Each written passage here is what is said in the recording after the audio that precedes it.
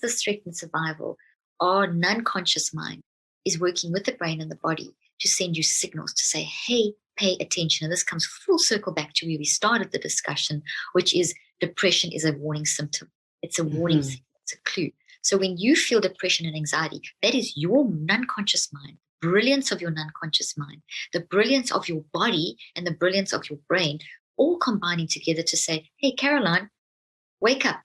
There's this, pay attention. Don't be scared of the depression. Don't be scared of the anxiety. Embrace it. See it as a helpful messenger. And as soon as you do that, your whole form neurophysiology changes, your resilience increases. You're still depressed, but you shifted. And you now realize that you are empowered to control. You shifted the power balance. You're no longer controlled. You control.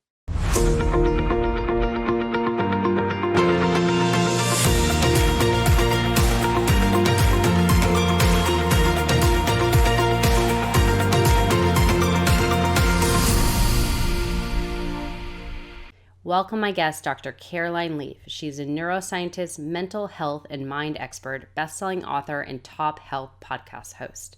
Dr. Caroline Leaf is a communication pathologist and cognitive neuroscientist with a master's and PhD in communication pathology, specializing in cognitive and metacognitive neuropsychology. She's one of the first in her field to study how the brain can actually change with directed mind input. Dr. Leaf has helped hundreds of thousands of students and adults learn how to use their mind to detox and grow their brain to succeed in every area of their lives. Dr. Leaf's podcast, Cleaning Up the Mental Mess, YouTube videos, and TV appearances have reached millions globally. Her newest book, Cleaning Up the Mental Mess, offers 5 proven steps to help readers overcome the unhealthy thinking habits that contribute to anxiety, depression, intrusive thoughts, and replace them with positive thinking that leads to health, happiness, and success. Okay, Dr. Carol Leaf, like I said, it's such an honor to share this space with you today because I know this topic is not talked about often enough. No. We all know that mental health has been this common thing talked about, that there's a problem, that there's a rise, and no one seems to understand how to address it. And I would love to start by asking you your view on mental health and why you feel so very often it's labeled as an illness or a disease. And I want to hear your point of view on that. Such a good question and such a great place to start. And it is a vitally important topic. Well, the easiest way to explain this is that every human since the beginning of time has battled with mental health. So it's not that mental health is on the rise, it's that we've constantly mismanaged mental health. From the beginning of time, it's been an issue. And well, I can't go back to the beginning of time because I don't know where that is, but knowing from the science of how mental health has been managed, it has got a really, really bad rap. And especially in the last 40 years, there's been another shift that has not helped. It's just actually made things worse. So generally, the current philosophy of mental health is that it is a brain disease, and it's like cancer or diabetes. And that's the song that's been sung for the last sort of 40 years. And I've been in the field for that long. And it's frightening that back in the 80s, we saw the mind and brain as separate, and we saw that even though they believed the brain couldn't change, which was a negative thing, now we know the brain can change. And I did some of that earliest neuroplasticity research back in the 80s in my field. But at least back in the 80s, we still looked at mind and brain as separate, and we looked at mind as your experience of life, and that you go through adverse experiences, and we would have team approaches to people battling with mental health and mind things. And we would also recognize that like learning issues or dementias, or there was a separation amongst things like the dementias and neurological diseases versus lumping all of those under one heading of mental health, so that there's a blurring of the lines. And it's been made out that mental health, when you have depression, that's on a par with something like diabetes or cancer. And that's completely incorrect, because it's not even scientific, and there's no science to back that up. It's because depression isn't an it. I could have 10 people in front of me now, each diagnosed with clinical depression or clinical anxiety, or whichever lay, bipolar or whatever. But it doesn't mean that they have like a defined thing like cancer or diabetes, because we don't have a very specific what that looks like in the brain, even though there's been billions and billions of dollars being spent on trying to find out what are the neurological correlates for depression in the brain. So they haven't found any of that yet. They haven't found a biological basis for depression. What we've seen is that there's a definite physiological effect. So there's an impact of depression on the brain and the body. And that's really 150 years of established research of knowing that if we are under toxic stress from life events, that it does affect our body. And that's, that research has been confirmed in my latest book, as you would have seen some of the research I've done in that arena too, looking at the mind, brain, body impact, psycho and neurobiology. But what we've got to be careful of is lumping a symptom of depression into the same category as something like cancer or diabetes. And because when you do that, you don't actually treat the problem. What you do is you label something. Initially, there's a sense of relief. Oh, that's why I feel like I do, which is really nice. But then what? Because then it's kind of, oh gosh, there's a drug, and the drug then changes your brain, and maybe for a time it suppresses it, but it doesn't actually deal with the problem. Because the reason that you're feeling depression or anxiety or a combination of those, or bipolar or mood swings or whatever, even disassociation down the sort of extreme end, is because something's happened to you. You have a story, you've experienced adverse life experiences. I mean, just the most obvious one is having gone through the pandemic. Mm-hmm. There's obviously this issue of the pandemic. Now, prior to the pandemic, 30% of people were battling with extreme anxiety. 100% of people battle with anxiety. 100%. There isn't anyone who's exempt from anxiety, depression, all of these things. All of us experience them at different degrees, different stages of our life. And so sometimes it's really bad and it accumulates and you break down. And sometimes it's just like you're just managing it, and then so it's different extremes. But in terms of understanding anxiety, extreme anxiety, where you are traveling down that scale of -1 to -10, if we look at a scale from 0 to 10, on the one side is, and then on the other side, we 0 to -10, the average person on a day-to-day basis, and in general, are hovering between somewhere in a bell curve between -4 and +4. So we have ups and downs, and we have experience of anxiety, depression, with various things that are going on in our life, but we're kind of coping. And but then things accumulate and we don't cope and we don't suppress. We suppress and things just build up and we start sliding down that scale. Then the anxiety gets extreme. So extreme anxiety, that down that side of the scale, beyond -4, just to give someone a sort of visual, was at about 30% before the pandemic. Now, post-pandemic, it's at 90%. So in other words, there is an increase in anxiety, but that doesn't mean that there's an increase in a disease. It doesn't mean that there's something else on top of COVID. Like COVID's now made everyone sick, or not everyone, a large portion of the population sick. It's not like COVID. COVID is a very specific disease that has affected people. Anxiety is a response. And that's the difference, and cancer is a disease. Diabetes is a disease. These are actual biomedical diseases, whereas depression doesn't have those kind of parameters. It is a response. So I explain depression, anxiety, and all those kind of emotions as warning signals or helpful messengers. And we need to become like thought detectives and find out, okay, if I'm showing up with depression, that's okay. That's a human experience. There's a reason for it. And then I need to do the work of finding the reason. And that's very different to saying, you have clinical depression, you have a brain disease. It's from your brain. You have an imbalance of serotonin, which is total nonsense, because you can't have it. That's not the cause. That is basically a side effect of if you're depressed. You mess up all kinds of things in your brain. Sometimes it's the dopamine, and it's never just one. If dopamine's messed up, serotonin, anandamide, everything gets pretty much messed up. So it's never just one little isolated or one or two isolated things. So in other words, we have an effect of depression, but the cause of the depression is what the adverse life experience. So let's say if someone has got cancer and they're diagnosed with cancer and it's terminal. It's totally natural to feel depression from that because it's adverse life experience. Yes, it's an illness in your body, but it's not changed your entire life. So we can experience those emotions to that adverse experience too. So we can have an adverse biological change in our life, in our body, a disease that can then help us that lead to the symptoms of depression. So I look at depression, anxiety, mental health, or not as an illness, but as an adverse life experience that shows up in symptoms. The symptoms are warning signals. telling us that we need to actually do the work of finding out what's going on, what's the source, what's the origin of the issue. So it's kind of a broad thing. We can really go into depth on this. Yeah, let's unpack that a little bit. And I think it's really important to focus on the point that you made, that depression, anxiety, or anger, whatever, it's stemming from a root problem. And if we go to a psychologist, go to a psychiatrist, generally what they're going to do, they're going to prescribe a pill. And that's only bandaging a problem, because I've experienced this myself. I've dealt with depression. I've been on Zoloft before, and I know what it does. It somewhat numbs you out so that you can manage your pain. You can it kind of keeps you at even kill, but the problem is it's a bandage, because if you feel that way, you don't feel the problem as intense, so you won't address it.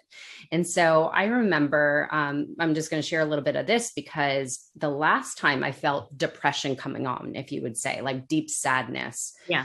And since I've experienced depression before, I know what it feels like. I know when it's coming on, so I decided I'm not going to take a pill. I do not want to numb myself out. I don't want to bandage anything. I want to actually face this and be able to overcome it on my own, because I have the strength within me to do it. And so for those that are struggling with anxiety, depression, or whatnot, how do we begin to do the work opposed to bandaging it with, a pill or this thing or that thing? Of course, any addiction, because I think when somebody is that low, they generally think, oh, I need to go to a psychologist. I need to talk to somebody. And then that generally leads to a pill to manage it. So what would you say to somebody that is getting to that point where they're so anxious, like, I need to calm down? Yeah, no, well, that's a really great question. And thank you for your authenticity. And I think if people just realize that everyone has experienced what you're talking about. We feel those periods of sinking depression, and there's absolutely no shame in it. It's all part of you being a human. And until we change that narrative, we're not going to manage it very well. So this whole thing of, oh my gosh, there's something wrong with my brain, that's so scary. Meanwhile, that is just how there's so many factors combined. You as your nature, your nurture, your I factor. So in other words, how you are as a person, how you've been brought up, your experiences that are unmanaged, or traumas that are suppressed. All of us have had trauma. All of us have had different levels of trauma. We all have our own story. Now we know that, and when I say that, that's we logically accept that. But in the space of mental health, that is kind of put to the side, and what is really focused on is the symptom. So yes, you'll go to the standard of care, SOC we call it, is, okay, you've got these symptoms, there's a little checklist, and then you fulfill that and you get your diagnosis, and then you're categorized, and you get the pill, and you maybe get some CBT treatment and that kind of thing. But those aren't, even CBT, cognitive behavior therapy, there's some brilliant techniques in it, but you can't just replace a wound. You have to find the cause, yes, and then use the technique to help you to reconceptualize it. So it's a process of we have to embrace, we have to process, and we have to reconceptualize. Then you add the techniques to help you to make that part of your life, to wire that in. And what's missing in the current narrative in a lot of the cases is this whole embrace, process, and reconceptualize. There's a lot of good psychotherapy out there, and good talk therapy and those kind of things where people do talk through, but you can also go around and around and around in a circle. We have to make sure that when we are talking through, when we've identified and are starting to identify the sources, that we actually put things in place to actually then reconceptualize. Reconceptualizing is absolutely key to moving forward. And I've seen this in my own work, and I've seen this in thousands of millions of people that we reach, with the thousands and thousands of emails that we get, and just observing people that are in therapy, that a good therapist is going to help a person to embrace, process, and reconceptualize. A lot of the time it's embrace, which is fantastic, and it's process, but then it's okay, and you keep talking around the same thing, and then people get stuck in sometimes worse depressions. Yeah. And people aren't always prepared. I don't know if this happened to you, but people aren't always prepared that when you start facing an issue, there's a treatment effect. It gets worse before it gets better. True. Yeah, and that needs to be explained, and that needs to be, the person still needs to be helped to be progressing through and understand that these are all levels of progress, and to recognize the different stages of depression. For example, I don't know if you experience it, but there's a lot of people that get into depression where they can't get out of bed, where it's so bad, where it's, there's just no, can't get out of bed. There's just, they don't clean their rooms, they don't shower, they don't, those are kind of extreme. And then suddenly you realize one day, okay, I'll get out of bed, I'll start tidying up my room, but that's got to come from the person inside themselves. I can't, you can't, no one, I can't fix your feelings or make you happy or force you to do that. You have to get the support to see, and sometimes that support is someone telling you, giving you the mind information that, hey, listen, this has been going on for this long, you're kind of stuck, let's try and get to the next stage, which may just be, let's get out of bed and shower, and let's tidy your room, let's go for a walk, let's start doing maybe something. So, and then you slowly start progressing forward. And so the point that I'm making is that when people are in that really bad space, just going into the current narrative where you get a diagnosis and a pill. The pill, first of all, as you said, numbs. So yes, it may give you temporary relief, but the pill has side effects, which you've yourself learned, that it changes your brain. And so that's where medications have to be so carefully managed, psychotropics. In fact, there is a law, it's legally required that every doctor who prescribes gives the person patient the informed consent. And I don't know if that happened to you, but it's a legal requirement that they should have given you. It's about 14 pages of everything about the drug and the potential side effects and the withdrawal effects, so that you understand that when you decide to withdraw, stop the medication, that you can't just stop, that you've got to taper off, that these it's so important. Back, yeah, that because the symptoms come back and then you think you're getting worse. And if doctors are not informed, which they aren't, the average general practitioner or primary care physician hasn't had trained, that doctors don't get trained in mind, they get trained in the body. So, but the 90% of prescriptions are coming from primary care physicians with no training in mind. The training that they have is brilliant, but it's for the body. It's not for the mind. So, but they've been trained that the mind issues are body issues or diseases, so therefore give a drug. And then when the person gets side effects from the drug, it's seen as another symptom of the disease. And then when they withdraw, it's seen as so this is a lack of education. So we have to educate the medical professionals. We have to educate the public, the consumer. Each and every one of us needs to understand, hey, this is why this depression, this anxiety, etc. These are responses. These are warning signals. They're helpful messengers. If I can embrace them and bring them into my zone, I shift my neurophysiology. 1,400 neurophysiological responses will work for me, versus if I say, oh dear, this is a scary brain disease, there's something wrong with me, I'm crazy, I'm broken, my identity shattered, I have an abnormal brain. That shatters your identity. On top of feeling the trauma, etc., and so experiencing the adverse circumstance of trauma, whatever, that makes you feel worse. That will then 1,400 neurophysiological responses will now work against you instead of for you. So just that simple mind shift is something that comes from educating the public, educating people, recognizing, hey, it's okay to have a messy mind and it's okay to have depression. What's not okay is to stay in the messy mind. What we need to do is manage that. We need to get the messy mind working with the wise mind to manage that process, and that it's a normal human experience. So it's normalizing, it's leveling the playing fields. So that, I don't know, that, there's so we can go into so much depth about this. Yes, absolutely. Well, I think it's important that you mentioned that to not have shame around your struggles per se, and be able to talk about it, of course, and be able to accept like it's a human experience. Anxiety, stress, and anger, it stems from something. Absolutely. And I think it's also important that you mention that there isn't such a thing as a chemical imbalance when it comes to depression, which I think that you're either labeled when it comes to depression, oh, you have a chemical imbalance, or you just, have depression. I know there's two sides of it.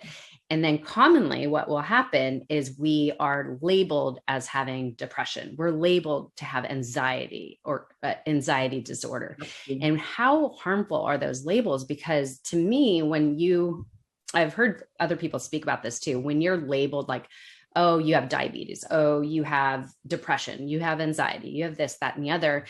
Sometimes we attach ourselves to that identity, and then that becomes kind of something that debilitates us, and we keep right. It's not healthy to be labeled and attach ourselves to that identity. No, because it's not a being, it's a doing. So it's not that you're depression. It's that you are depressed because of. It's not that you're an alcoholic. It's that you're drinking alcohol because of.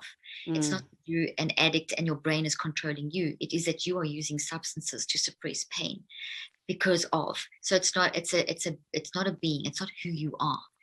Because at the core of who you are, we see this in our neurobiology, we're wired for love. So all of our brain and biology, everything about every structure down to the proteins, every part of the brain and body is geared towards survival and towards love, which is that it's balance and hope and survival. So anything that threatens that survival throws the balance off.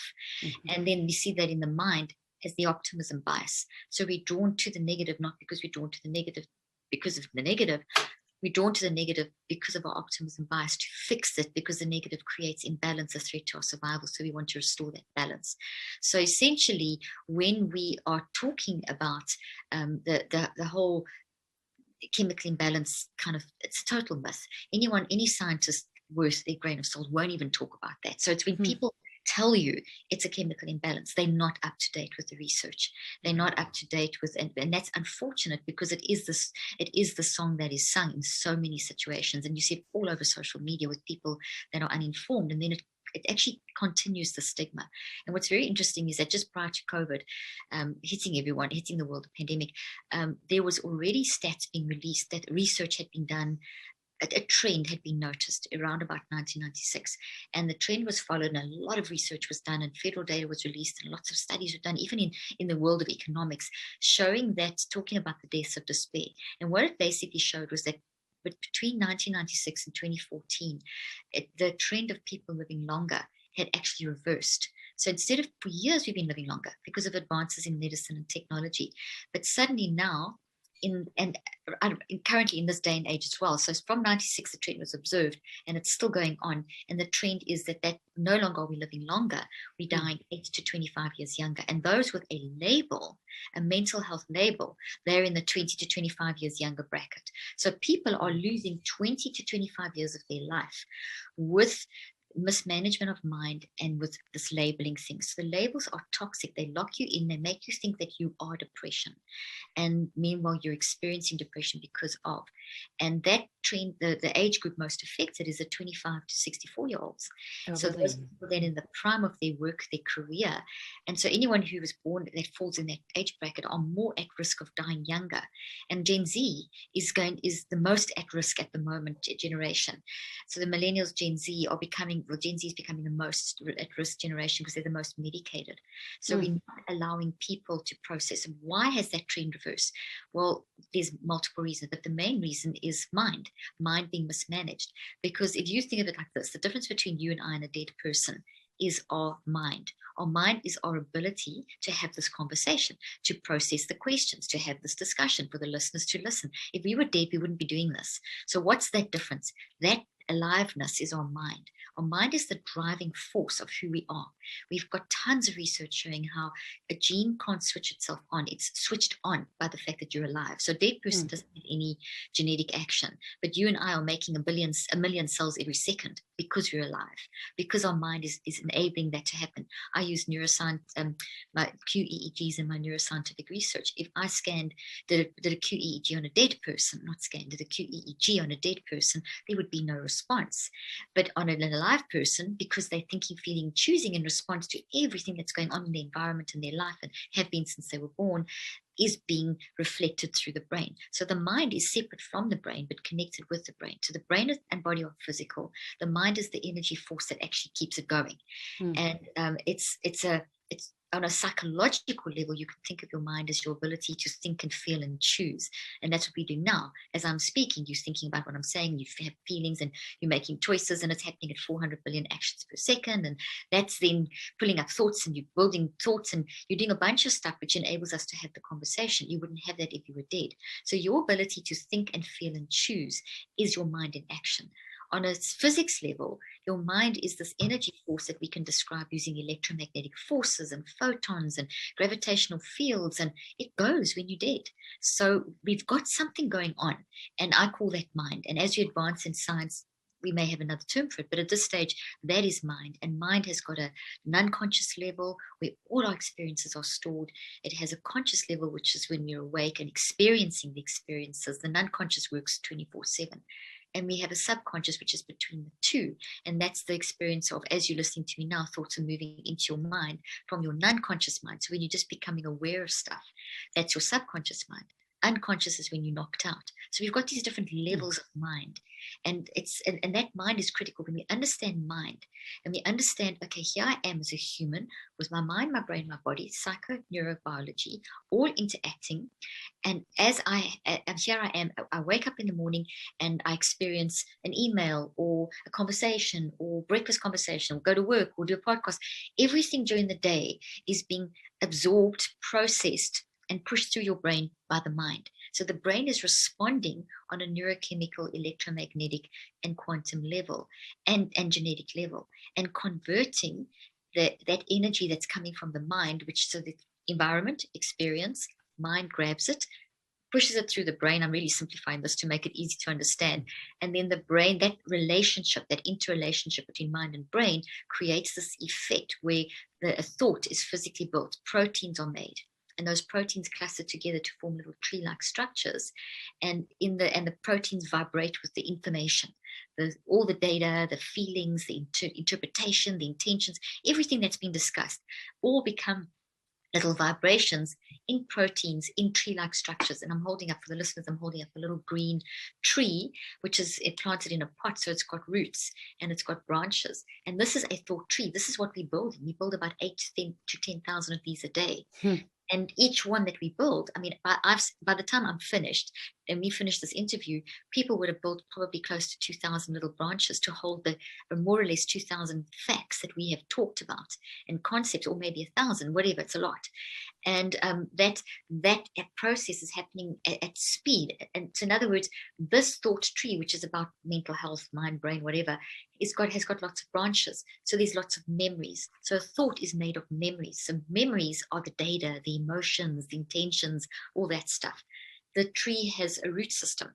We understand that all trees have root systems, all plants have root systems.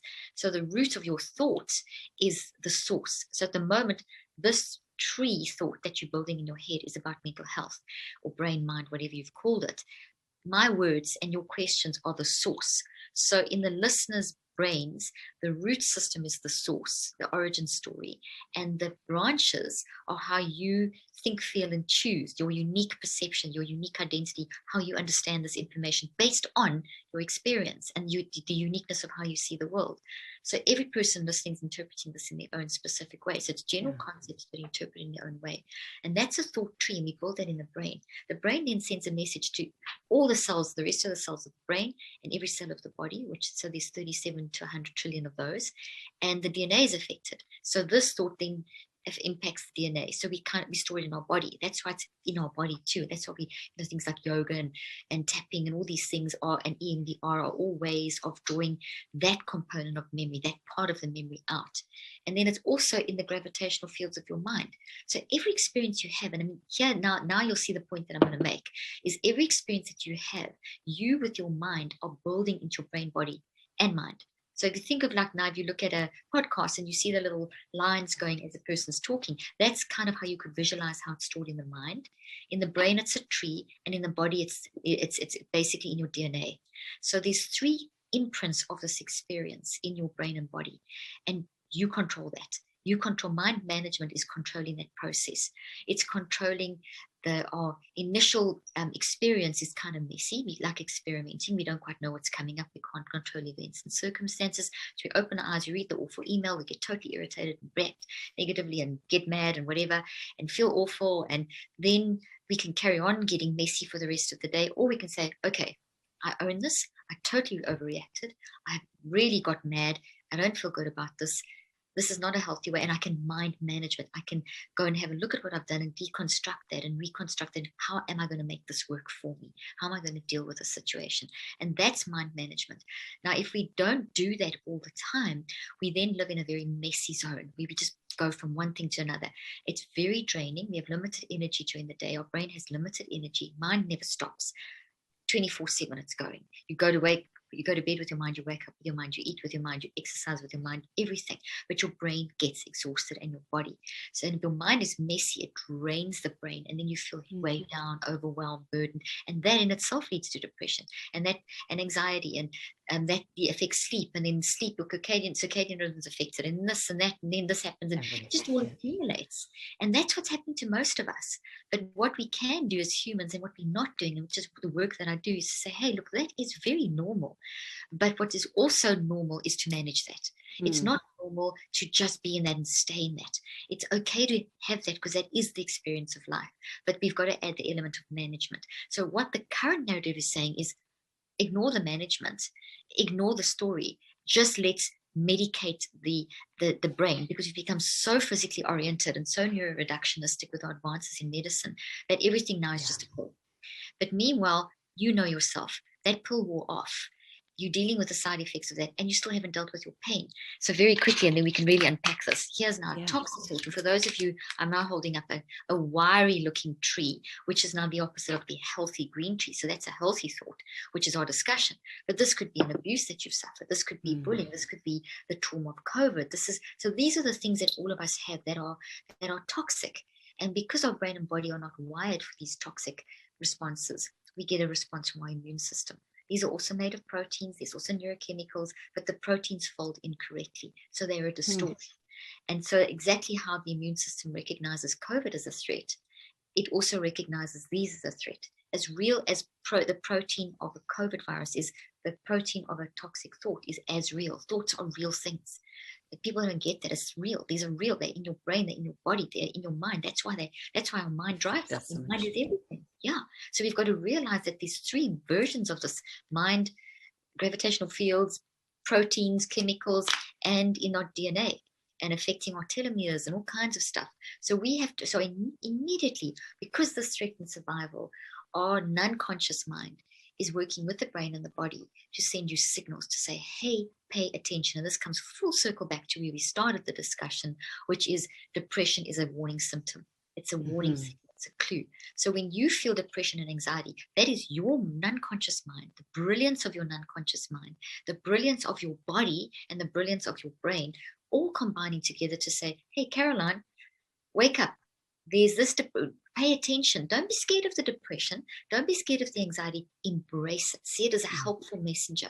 And as soon as you do that, your whole form neurophysiology changes, your resilience increases. You're still depressed, but you shifted. And you now realize that you are empowered to control. You shifted the power balance. You're no longer controlled.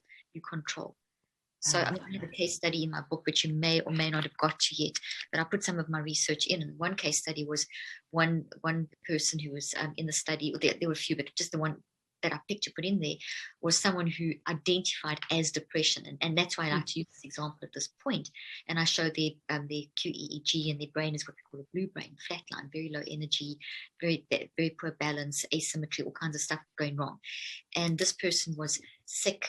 They were offline. They weren't sleeping. Relationships offline. Totally depressed. Tried everything. Tried the medication. They came in saying, "I am depression." That was their identity. They were shocked. They basket. I mean, the things they said about themselves were very sad. And this is very common because they've just been told over and over again by psychologists after psychiatrists that you are mentally ill, and they weren't mentally ill. This person was basically physically ill and had a mind and had an adverse experience in their life. They had a story. So they went through all that. I did all kinds of evaluations, brain QEEGs and blood and telomere and DNA, all kinds of stuff, and psychological. After 21 days of mind management done through an app, not even me directly, just all double-blind, random controlled, just using the system I've developed called the Neurocycle in an app form, this person by the end of 21 days was saying, I am not depression. I am depressed because of, and I feel more depressed and more anxious because I'm now seeing why I was depressed, which I didn't see for years. And so the effect had kicked in. But they weren't scared because then they went into another 42 days of treatment, which then helped them to process, okay, I am depressed because of this. It's really hard, very sad. I'm more anxious, but they were progressing forward because they couldn't change what happened to them, but they were learning to change what happened in them. So you're reconceptualizing that process. And it's incredibly hard. You're going to have maybe days where you are not going to get out of bed because it's so difficult, and days where your anxiety is through the roof. Because when you see what happened to you that you suppressed maybe for years and years, it's horrific. It's shocking. And that's where we need therapy, counseling, support, but we also need mind management. So the system that I've developed is enhanced by therapy. It doesn't replace therapy. You can use it in therapy, but you've got to live with yourself 24/7. You wake up with yourself at night.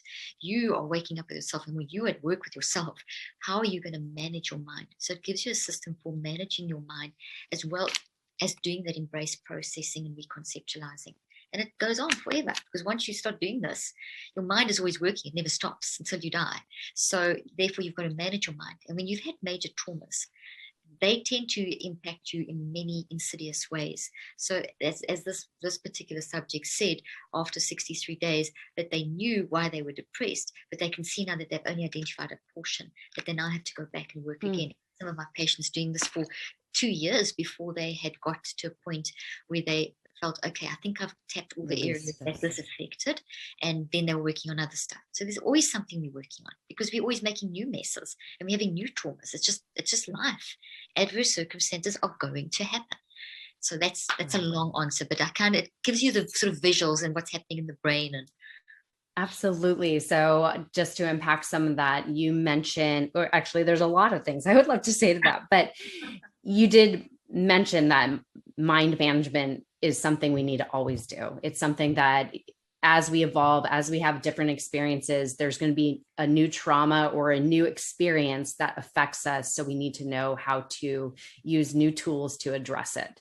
But what I think is so important that you mentioned is that let it empower you, that now I know the cause of it.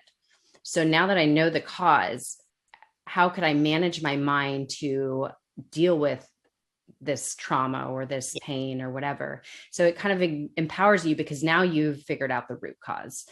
But it's the work to then do the mind management. And I know you have a 5-step process, which you call the neurocycle, which you mentioned, and you have an app that actually teaches this as well. And you also state in the book, it takes 63 days of using the neurocycle to develop a habit. So can you kind of unpack, number one, what are the 5 steps, and do you have to do it in the sequence it's laid out? And anything else you would like to share about that? Because I know there's so much with this neurocycle that you provide.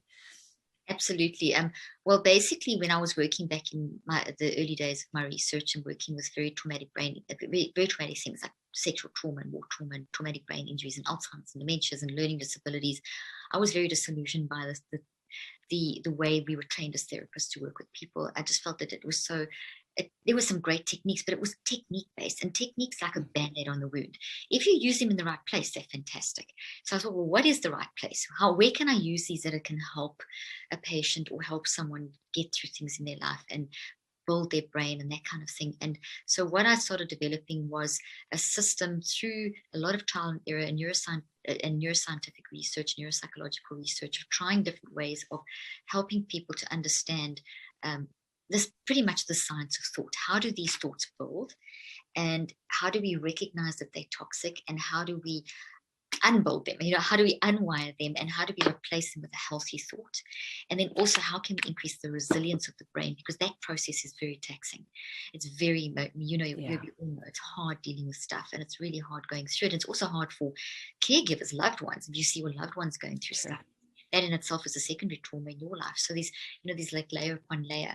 So I wanted to build resilience as well as help detox traumas and toxic bad habits and things that are just holding people back. So I did extensive scientific research with different types of populations and years of it, and developed a system. And first of all, I developed a theory, which is what you normally do. And then I developed a system, which is, to make it the easiest to understand, it's kind of like Amazon. Amazon is a very effective delivery system. It delivers anything anyway. The neurocycle is a delivery system. It's not a technique. You can put any technique in it. You can deliver anything in it. You can use it, CBT, ACT. You can use whatever you want, meditation, whatever. You can use, but you just need to make your mind work in a way that your wise mind, the inner core of your wisdom, your wide flow of nature, that's operating right now as we're talking, this kind of conversation is it's very much drawing on a wise mind. When someone asks you for advice and you give them advice, that's evidence of your wise mind. Now, we say that because people think, oh, well, I don't have a wise mind. We all have it. It's the core of who we are. It's in our neurobiology. It's in our mind. It's in our nature. It's in our optimism bias. It's in our natural inclination to help others, just drawn to help others, to help fix problems, to help the way we naturally try and do that, to help absorb people's pain, just all of that, looking for better ways of doing things, studying further, inventions, all of that's wisdom. All of that's our wise minds making our lives as humans more effective. So that's a very broad definition. All of us have got that inner core inside of us. A visual that will help is that if you think of your non-conscious mind like a massive forest, and it's infinite, and all the little trees represent every experience that you've been having since a certain point in the womb, being converted through your mind, through your brain, into your brain and your body. And so every little tree is a thought with all these memories, and you've got trillions upon trillions of memories, and most of them are going to be healthy, but you're going to have clusters, hopefully not too many clusters of toxic issues, and there might be some very serious clusters where there's been some very serious sexual trauma or war trauma or bullying, or things that have happened, loss or abuse in your life that have never been really dealt with.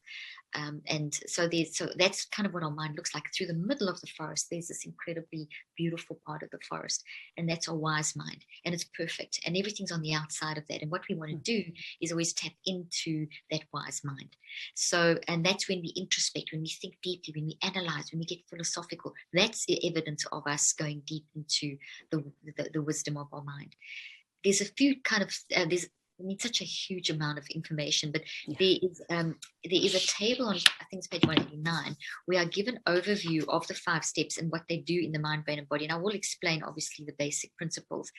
It's a table that is a summary in the second half of the book. Yeah, I saw that. So it's the 5 steps, and what each does very basically, when you do step 1, this is happening in your mind, your brain, and your body. When you do step 2, this is happening in your mind, brain, and body. So to answer kind of backwards your question, you do have to do them in sequence, because this is the science of thought. So what I've studied is, how do we as humans convert our experiences into our brain and our body? What does that process look like? So the neurocycle is that process, which is a non-conscious process. We're doing it at 400 billion actions per second all the time just to process life. So I'm bringing something that we do very non-consciously. I've brought it into a very conscious, deliberate, and intentional process. So in other words, you are driving, it's mind-directed neuroplasticity. So you're using your mind to change the wiring in your brain, which then sends the instruction to your body. So it's mind, brain, body. That's the order. So it's using your mind to rewire your brain to then literally change your DNA representation in your body. Something like EMDR is basically using sensory techniques to draw the DNA memory into the brain and then back into the mind. So it's going the other way around. So they all work together, but EMDR would be a technique that you would use within the neurocycle. It would be within the system, because it brings things up. Now, what are you going to do with what you've brought up? So things like meditation, EMDR, even CBT to a certain extent, even though it's not cause driven, will because you're coming in with a thought issue, so that people will give you a technique to overcome that sort of thing. So it's not overcome, but you sort of try and manage it. It's still a band-aid on the wound unless you found out what the cause is. So all of the techniques should be used at step 5. So step 5 is the action-oriented step, and you build up those actions over time. So you build up over the 21 days, the first 21 days, you build up a sort of suitcase of techniques that work for you to help you reconceptualize. So any action-oriented thing, which is step 5, has come from the work of seeing, why am I doing this? So it's first, this is the problem. Why am I doing this? Okay, now how can I move forward through it? We've always got to have the going beyond. When we just meditate, you bring up stuff, but just increasing awareness. And I also have a case study in the book, Cleaning Up Your Mental Mess, of someone in the control group who went through all the testing. So everything was brought up, but there was no management. So they got worse. Obviously, they they got the neurocycle at the end of the experimental period so that they could get the treatment. But essentially, we see with meditation research and with things that any kind of technique that draws it up, that you don't process forward, if you don't manage it, you can get worse. And that's totally normal, because once something's up, now you're dealing, as I said earlier on, with the roots, and that's really, really hard. So the neurocycle process brings all of that into consideration. It also brings into consideration the fact that as humans, it really is okay to have a messy mind. It's very normal. It's a normal part of who you are. Messiness is because we in life and we don't quite know what we're doing. It's every moment is learning along the way. Yes. We're learning. It's in the mess that we repair and grow. So, but the current narrative doesn't allow for that. It's like you've got to be perfect in the wellness movement, toxic positivity and positive psychology. A lot of great elements and techniques within that, but the philosophy is very, very damaging, because we think, oh, I've got to be perfect. There's something wrong with me. The religious environment. I've said all my prayers and I've read all the scriptures, but I'm still battling. So there's a lot of this. What's wrong with me? Nothing's wrong with you. You're fantastic. You're amazing. This is the philosophy. This is the science.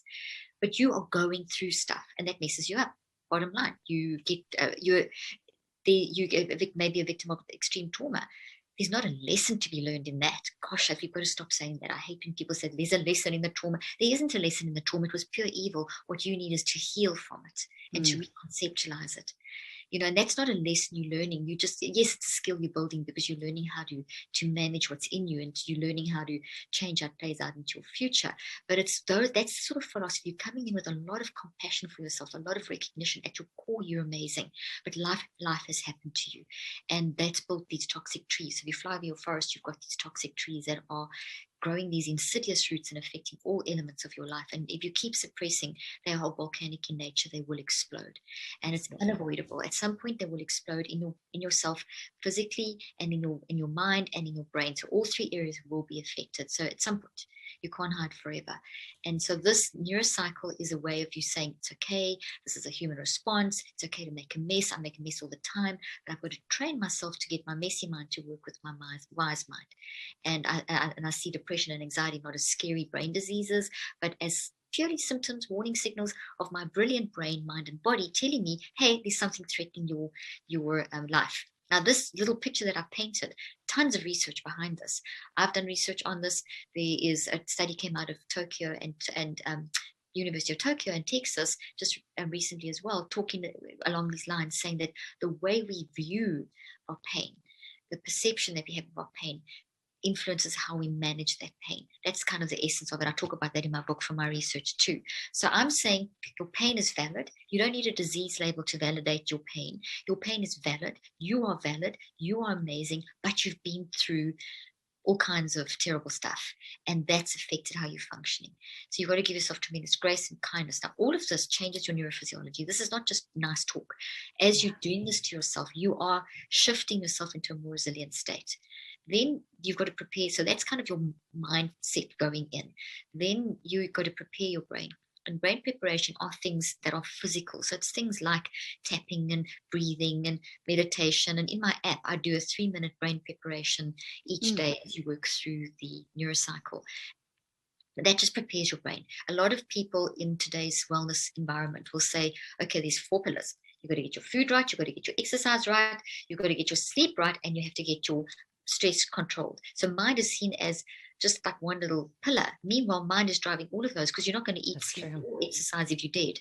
So it's like, and that comes back to that study I spoke about earlier on. People are dying 8 to 25 years younger because they of lifestyle issues. They're dying from preventable lifestyle diseases.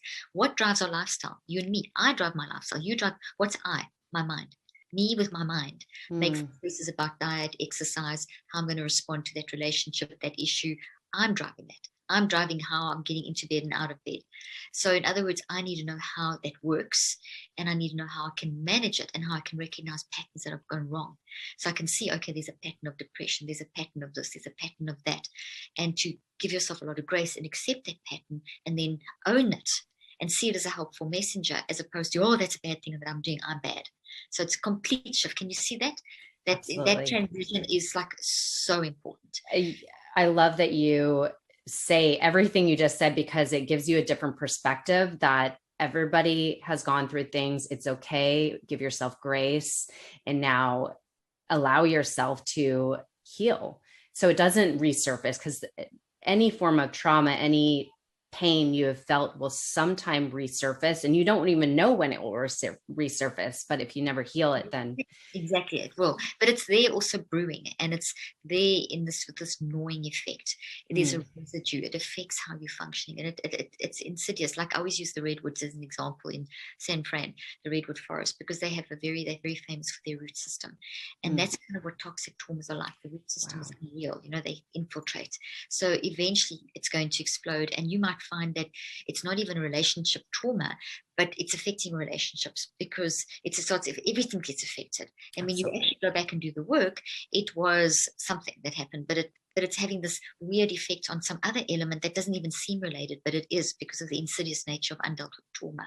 Yeah. And so we really have to deal with that trauma, and we have to deal with it in a nice way. We're not nice enough to ourselves, and the current environment, the current narrative isn't nice, because I don't want to be told if I've been raped, or if I've been bullied, or if I've been in an abusive relationship, or if I've lost a loved one in COVID, or if I've lost all my money in COVID, or whatever. I mean, whatever. I don't want to be told when I feel so depressed that I can't get out of bed that I have a brain disease. I mean, that's just going to make me feel 10 times worse, 1,000 times worse. A child who's a product of parents that were themselves in pain and addicts and whatever, and they land up in the foster system and they get raped and whatever, and they have behavioral problems. They don't need to be told that they're a brain disease disaster. They need to be recognize that that's how they are showing up, is because of all the causes. So the neurocycle's got a lot more than just a technique. I mean, it's not a technique. It's a lot more than just a one-off thing. It is a lifestyle. It's a whole lifestyle of, I don't want to be labeled. I don't want to be stigmatized. 3% of leaders are talking about mental health. That means 97% are suppressing, because 100% are experiencing mental health issues. If you're human and you're alive, you have got mental health issues. That's the bottom line, because nothing is perfect in anyone's life. So even that person who is having a bad day and screams at you at work, that affects you. That makes you feel terrible, maybe for days on end. That's a mental health issue. Maybe not a -10 one. It may be a -4 one. But if that happens every day for a year at the office, you're going to be in a -6, 7 state where you have extreme anxiety and trauma and GI issues and whatever, who knows what else. So that's where we've got to know how to manage and recognize, and that's why I keep talking about mind management. We have to manage. It's absolutely critical. And you even talk about, and I want to be really mindful of your time, but I do want to touch on this, that even if you're not controlling your mind, it actually could affect the nutrients you get from your food. Yes. Which is incredible. I mean, I'm sure you know this whole, it's the rice, 2 different rices. And if you feed one of them positive thoughts and the other one negative, and water, there's a lot of those different experiments. Yeah. And so that's how much our mind affects how you feel and what will, obviously manifest in your own body. It's really fascinating. And I know, so there's so much in your book, Cleaning Up the Mess, and how to manage your mind and the work to do it and actually create a lifestyle to manage it. And I think that's so important. And I do agree that this needs to be talked about so much more, because there is this idea that mental health is on the rise. And there's, a lot of people, especially homelessness on the streets, that have mental health. There's environmental issues that have created a problem. You've got to look at a society. What they've done is I'm sorry to interrupt you, but no, that's okay. Has placed the blame within the individual, but the individual is never an individual. An individual is in society. So, we are impacted by our environment. And that's, if you look at most of the homeless people in like LA alone, I mean, it's a lot of them are veterans. They are people that have been in the military that have never had their trauma dealt with. They've never had support for their trauma, so they've just collapsed and been drugged, and now they're homeless. So that's a societal issue we have to definitely address.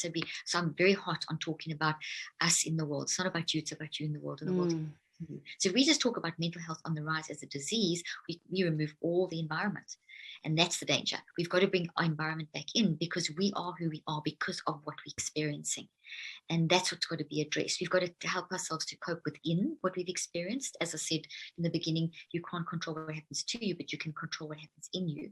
But people aren't being taught that. And then when we're stronger in ourselves, we can collectively change society. But the way we're going now is not, it's just getting worse.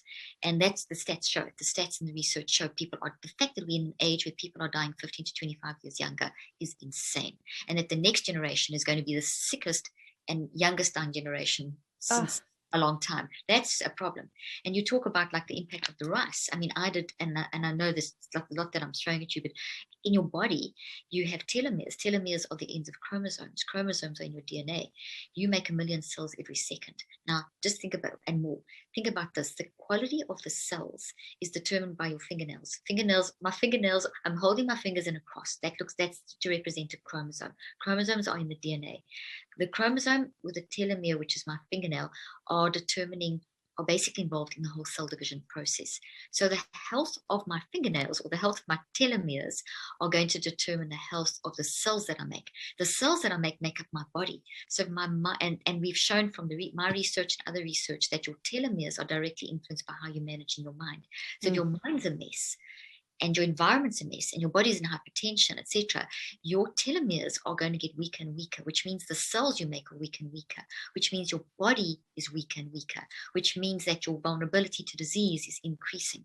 So I showed in my study, the beginning of the study, those that had no mind management, their biological age, the age of their body, was sometimes 35 to 40 years older than their actual chronological age. So if you're in your 30s and you've got a body of a sickly 65-year-old, that is a major problem. But I showed with mind management, we reversed that completely. We literally reversed that in 9 weeks. So that's the hope there, is that what you said about the rice, it's even more. It's on your telomeres. Every thought you think is impacting every single cell of your body, and we can control it. Oh my gosh, it's so critical. It is absolutely. And I know you mentioned this in the book. I'm just going to pull out this one point, that 90% of diseases come from stress. Not unmanaged stress. Unmanaged toxic stress. And about 5 to 10% come from genetics. Wow. I mean, that is something that we need to know, because we have the ability, by getting your book, cleaning up the mess, and learning how to manage your mind, because it's absolutely critical. It's not like, oh, maybe I need to do that. No, it's a necessity, because our health depends on it. Exactly. Well, your mind's always working. So my underlying thesis is, if my mind is always working, I need to manage it, because if I don't manage it, it's a mess. And if it's a mess, my brain and body are a mess. My life's a mess. So I may as well learn to manage it. It's not even a question of whether you should do it or not. It is, your mind is working, manage it. That's kind of bottom line. And if you don't control it, it will control you. Exactly. Well, just the mess just becomes the dominating force, and then everything becomes messy. Yeah, this has been so great. There's so much that you go into. You have your own podcast, you have an app, you have your books. I don't even know how many books you have, about 11, I think. 19. Oh my gosh. Okay. 19 books, incredible health podcasts. It's so informative, and just everything that you share is just so mind blowing. So I know so many people need to get your book, Cleaning Up the Mental Mess, and download your app to learn how we can manage our mind. Thank you, Dr. Carol Leaf. I deeply appreciate your time. Thank you so much. I've loved talking to you. And thank you for giving me the time to share this and talk about this really important topic. So important. Thank you. Thank you.